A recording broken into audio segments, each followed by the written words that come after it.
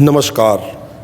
आज हम आपको लेकर चल रहे हैं एक दिव्य यात्रा पर उज्जैन महाकाल, संदीपानी आश्रम और प्रयागराज कुंभ स्नान तक। ये यात्रा सिर्फ शारीरिक सफर नहीं बल्कि एक आध्यात्मिक अनुभव भी है जिसमें भक्ति, श्रद्धा और आनंद का संगम है।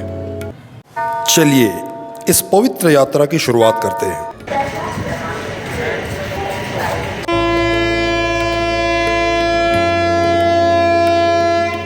हमने बिलासपुर से अपनी यात्रा की शुरुआत की नर्मदा एक्सप्रेस के माध्यम से। मन में एक अनोखी शांति और महाकाल बाबा के दर्शन की उत्सुकता थी। सफर के दौरान भोजन भी एक जरूरी हिस्सा होता है। यदि आप अपना घर का बना खाना ला सकते हैं तो और भी बेहतर रहेगा, लेकिन रेलवे पेंट्री में भी सुविधाएं उपलब्ध हैं।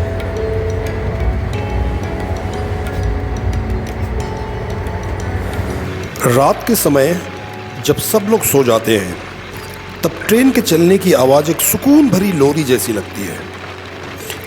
कल सुबह हमारे सामने एक नए दिन की रोशनी होगी, महाकाल के शहर की पवित्र भूमि।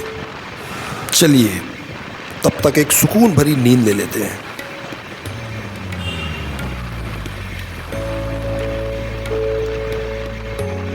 सुबह की पहली किरण के साथ ही यात्रा का आनंद और भी बढ़ जाता है।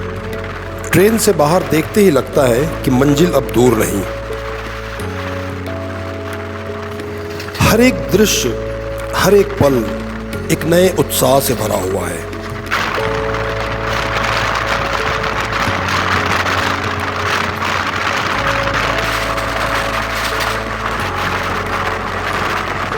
एक सुंदर सुबह के साथ हम उज्जैन पहुंच गए हैं। ये नगरी महाकाल की है। यहाँ की हर एक गली भक्ति और शांति से भरी हुई है। और आखिरकार हम पहुँचे महाकाल की नगरी उज्जैन। ये वही पवित्र भूमि है जहाँ महाकालेश्वर ज्योतिर्लिंग स्थित है। स्टेशन का माहौल एक अलग ही ऊर्जा से भरा है। यहाँ की हवा में ही एक आध्यात्मिक शक्ति महसूस होती है।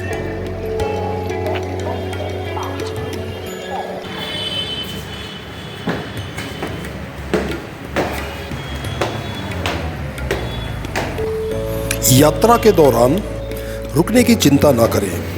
यहाँ बजट होटल्स भी उपलब्ध हैं। उज्जैन पहुँचने के बाद सबसे पहले हमने भी एक होटल ढूंढा जो सुविधाजनक और बजट फ्रेंडली था। यहाँ पर रहने की सुविधा बहुत अच्छी थी और सबसे बड़ी बात ये थी कि ये महाकाल मंदिर के करीब था, जिससे हम आसानी से दर्शन कर सकें।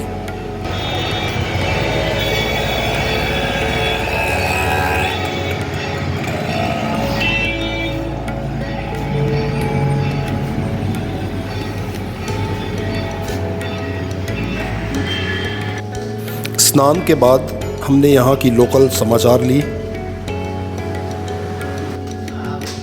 और फिर हम निकल पड़े महाकाल मंदिर की ओर। मंदिर जाने के लिए आप चाहें तो इस तरह का ई रिक्शा भी ले सकते हैं जो आपको 100 रुपये में पहुँचा देगी, लेकिन आप चाहें तो मेरी तरह एक मॉर्निंग वॉक भी ले सकते हैं क्योंकि मंदिर यहाँ से ज़्यादा दूर नहीं है। सुबह का समय है। महाकाल मंदिर पहुंचते ही भक्ति भाव से भरी हुई एक अलग ही ऊर्जा महसूस होती है।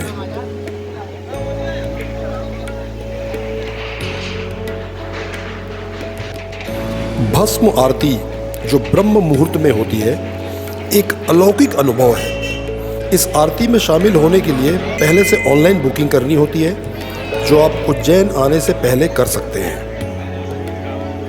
मंदिर के अंदर महादेव की शक्ति का एहसास होता है और उनके दर्शन करते ही मन एकदम शांत हो जाता है।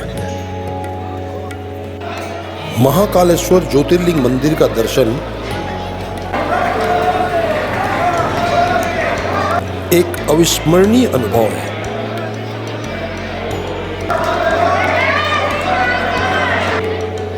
ये भारत के 12 ज्योतिर्लिंगों में से एक है। यहाँ की भक्ति, भावना और महाआरती का आनंद लेने के लिए हजारों भक्त रोज आते हैं।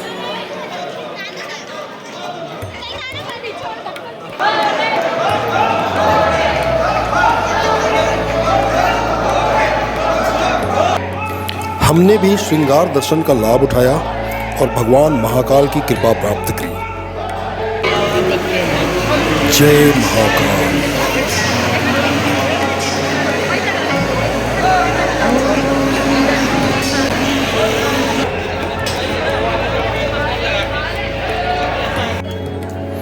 पास में ही काल भैरव मंदिर में भी दर्शन लाभ प्राप्त किया।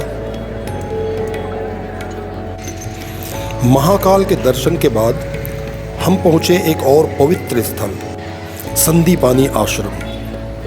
यही वो स्थल है जहां भगवान श्री कृष्ण, बलराम और सुदामा ने विद्या प्राप्त की थी। यहाँ की शांति, वृक्षों की हरियाली एक अलग ही ऑरा बनाते हैं।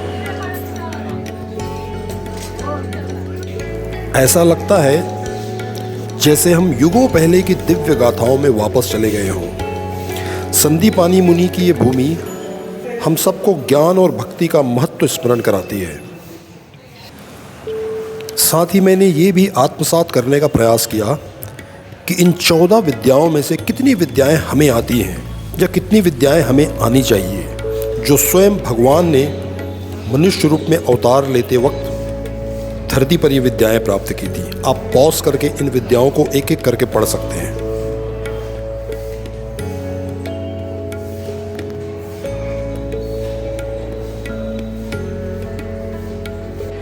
हमने कोशिश की कि आपको महाकाल मंदिर के रात का दृश्य भी एक बार दिखाएं।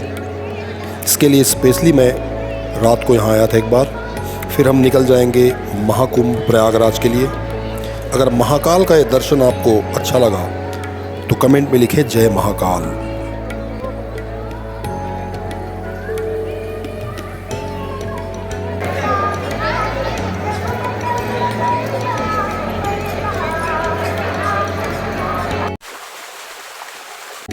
महाकुंभ स्नान के लिए हमने सूट पहले से बुक कर लिया था, क्योंकि इस समय यहाँ पे होटल का मिलना मुश्किल का काम है।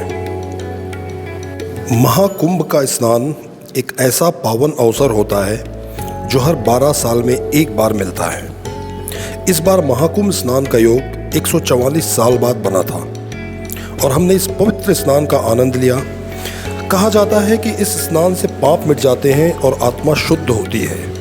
भक्तों की भीड़, श्रद्धा भरी आंखें और भजनों की मधुर धुन, ये सब यहाँ के माहौल और भी दिव्य बना देते हैं। अगर आपको हमारी ये प्रस्तुति अच्छी लगी हो तो कमेंट में लिखें हर हर गंगे और अपना ख्याल रखें। नमस्कार।